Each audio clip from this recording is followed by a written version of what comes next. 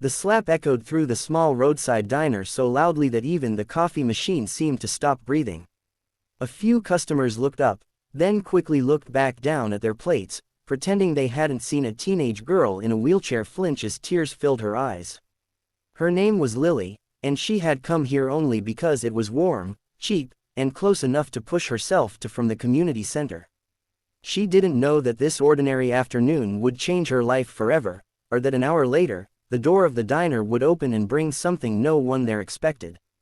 Lily was 16, born with a spinal condition that left her legs weak and her movements slow.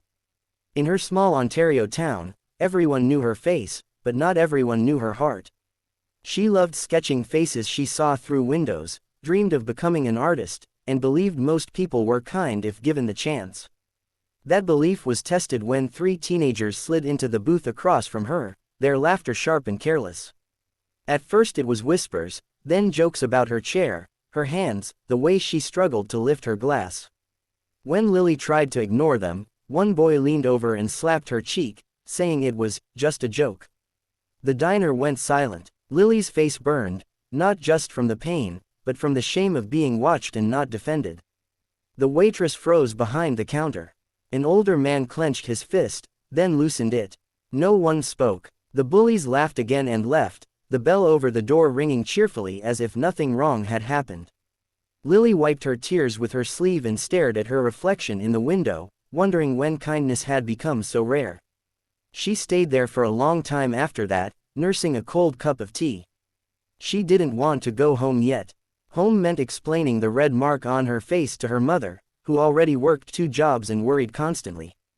So Lily sat, feeling small, feeling invisible, telling herself she was used to it anyway.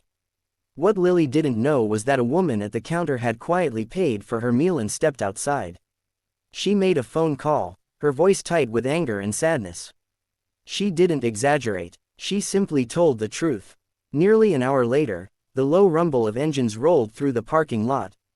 One by one, motorcycles pulled in, their chrome catching the fading afternoon light. Leather jackets, worn boots, patched vests. The diner door opened, and the bikers walked in. Conversation stopped again, but this time the silence felt different. Heavy, alert. There were 8 of them, men and women of different ages. The leader, a tall man with gray in his beard, scanned the room until his eyes landed on Lily. He walked over slowly and knelt so he was eye level with her. "Are you okay, kid?" he asked gently, his voice softer than anyone expected. Lily nodded, though her chin trembled. "I'm fine." He shook his head. "No, you weren't fine, and that matters." He stood up and turned to the room. "An hour ago, someone hurt this girl. And nobody stopped it. We're not here to scare anyone. We're here to remind this place what community looks like." The bikers pulled chairs together around Lily's table. One ordered hot chocolate for her.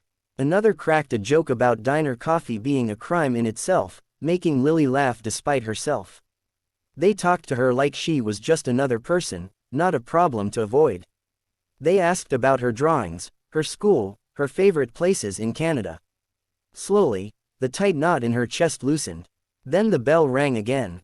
The same 3 teenagers walked back in, loud and careless, until they saw the room. Their faces drained of color. The bikers didn't shout. They didn't threaten. The gray-bearded man simply stepped forward. "You owe her an apology," he said calmly. "And you're going to listen when she tells you how you made her feel." The boys hesitated, then mumbled sorries that sounded empty at first. Lily surprised herself by speaking. Her voice shook, but it didn't break. She told them how that slap made her feel worthless, how people always thought she was weak because she couldn't walk. She told them she was tired of being scared. Something shifted. One boy stared at the floor. Another wiped his eyes. They apologized again, this time meaning it. They left quietly, smaller than when they arrived. The bikers stayed a while longer, finishing their drinks, telling Lily she mattered, that the world needed more people like her. When they finally left, the diner felt warmer somehow. The waitress hugged Lily. The older man paid her bill. Strangers smiled at her like they were seeing her for the first time. That night, Lily went home and sketched motorcycles parked under a fading sky, with a girl in a wheelchair at the center, smiling. She titled it Community. She didn't stop believing in kindness after that day. She learned something better. Sometimes, kindness is quiet.